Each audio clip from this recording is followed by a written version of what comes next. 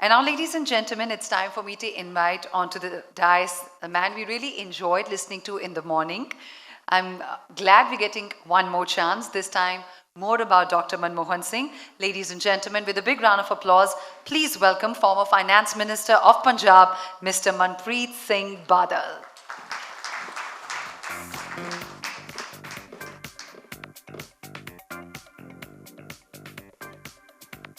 Distinguished guests, ladies and gentlemen, His Excellency Dr. Manmohan Singh ji, who is with us, joined us virtually, Mr. N.K. Singh Saab, a mentor to me.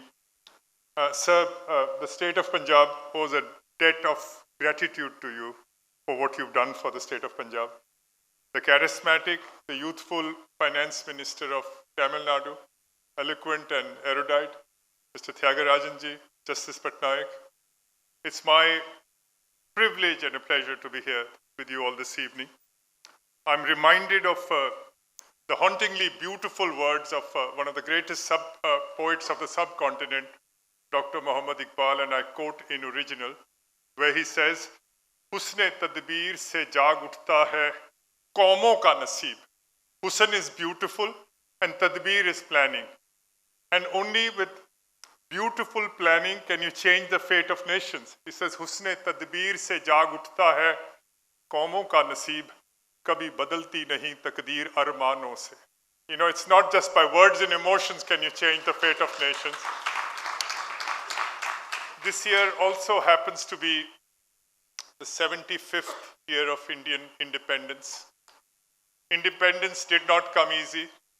It came with a lot of physical pain of British bullets and batons.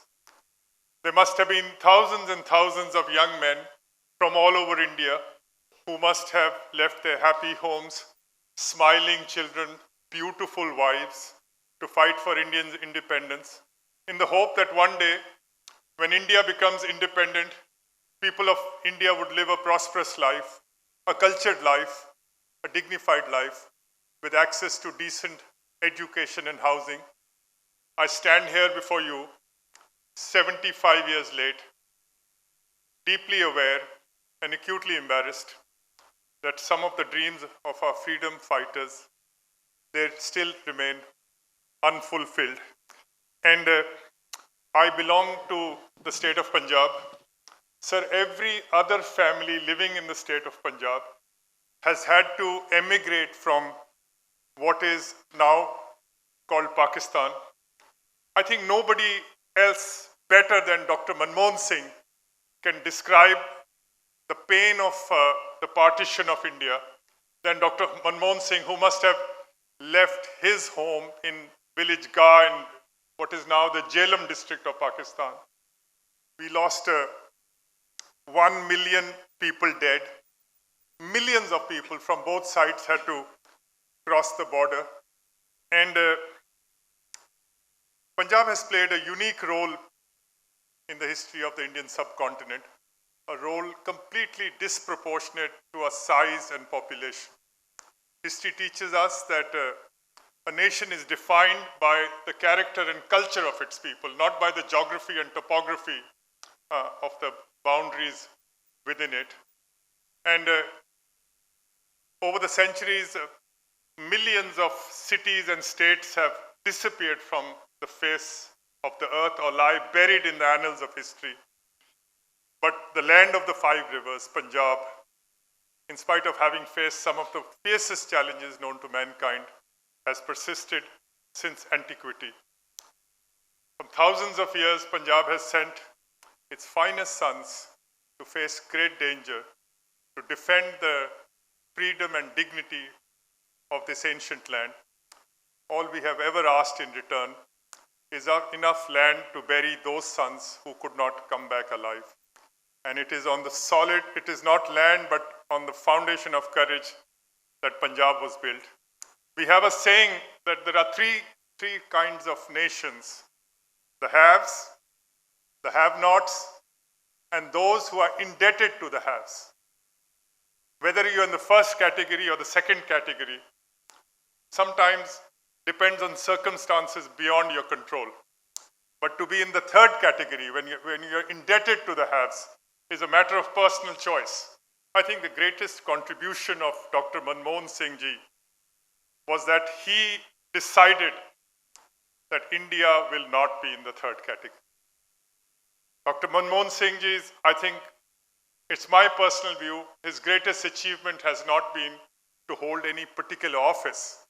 His greatest achievement has been to have played a part, to have played a role in an effort to augment the nobility of this ancient land.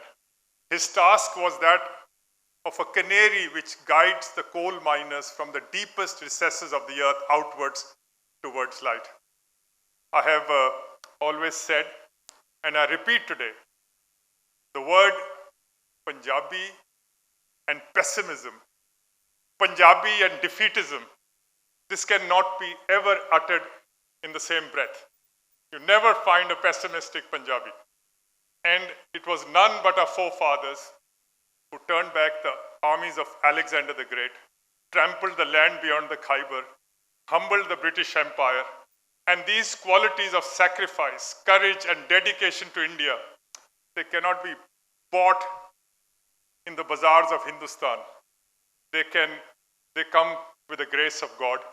And to quote the great poet of the East once again, from his poem Jawab-e-Shikwa, Muhammad Iqbal, where he says, and God is telling man, Bhagwan aadmi ko bol raha hai, कि कोई काबिल हो तो हम शाने कई देते हैं.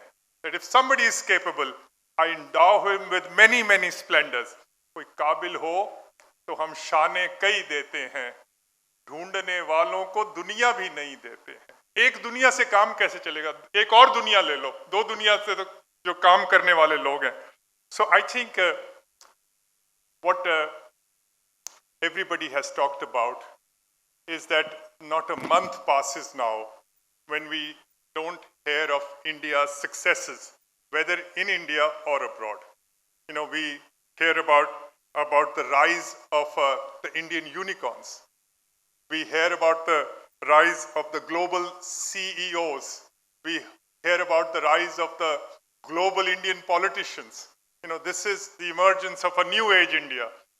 But this has happened out of decisions taken by Dr. Manmohan Singh ji and his colleagues in the 1990s. And sometimes I wonder, what if Prime Minister Chandrasekhar had not convinced Dr. Singh for him to join as his economic advisor? What if Prime Minister Narasimha Rao had not appointed Dr. Singh as his finance minister? What if Dr. Manmohan Singh had refused to become the finance minister? I think these are questions which are best left to historians. But today, India is yet on another threshold. The rise of China, the war in Ukraine, the emergence of new radical forces all over the world, and the fourth industrial revolution is upping the ante for us. How does India read just to the emerging new world order? The Washington consensus and the neoliberal policies are under strain. The Bretton Woods system is being challenged. What path does India adopt, and what corrective steps does the country need to take so that the historic forces of change do not overtake us?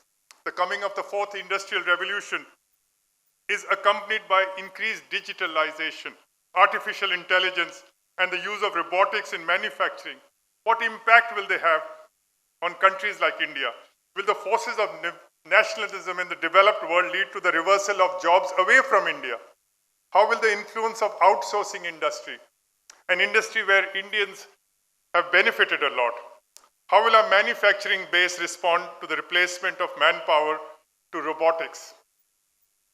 Frankly, these are questions which a person like me with limited experience as the finance minister of Punjab, I don't have answers. I have a lot of questions, but I don't have the answers.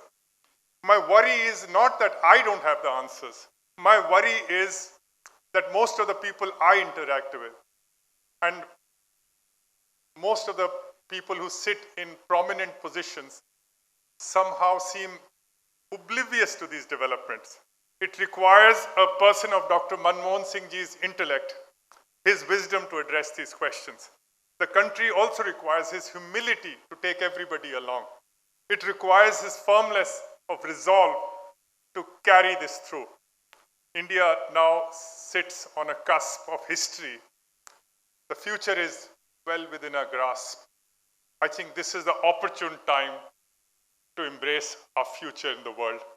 And I will end this with, again, the beautiful words of the charismatic former President of the United States of America, John F. Kennedy, where he says, "No greatness of achievement is impossible for good men determined. Fortune is the unfailing ally of the brave." God bless India. Thank you for your patience. Jai Hind.